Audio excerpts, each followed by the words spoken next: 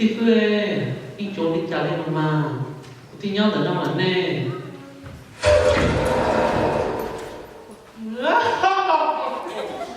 Lúc gì? Tụi nó có tụi xí phư rồi. Có tụi xí phư lúc xưa là chuyện của lịch sử. Nên mình tua tao là.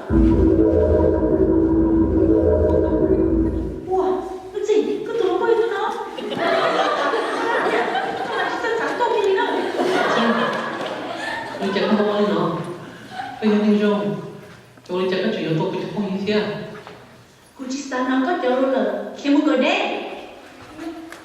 Xem, chủ cái tài xế nó. Cái gì còn xí phư lúc xưa yếu như mình chỉ tao. Chia tôi đi tên này. Sao thấy một kẻ?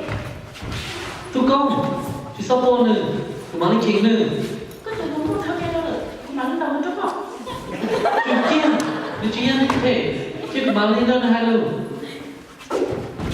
Nghe chứ, có vừa rồi. Nghe tụi qua đó.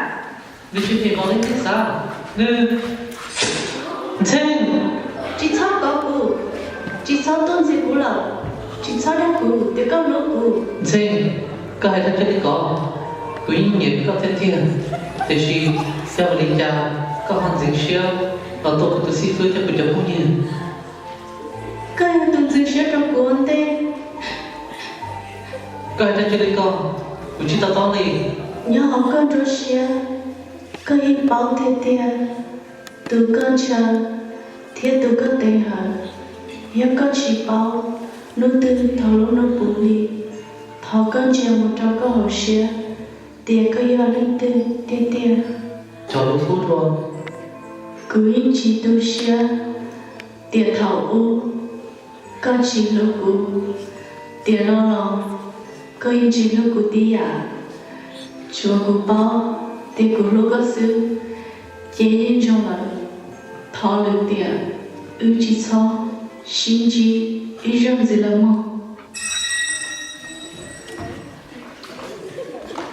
Để thôi mình cứ hãy theo các phần xúc khởi nè tia cơ yung muốn nên cho có thể tế chế cơ yung cho xỉa ho em mà chỉ có sổ giá chân nữa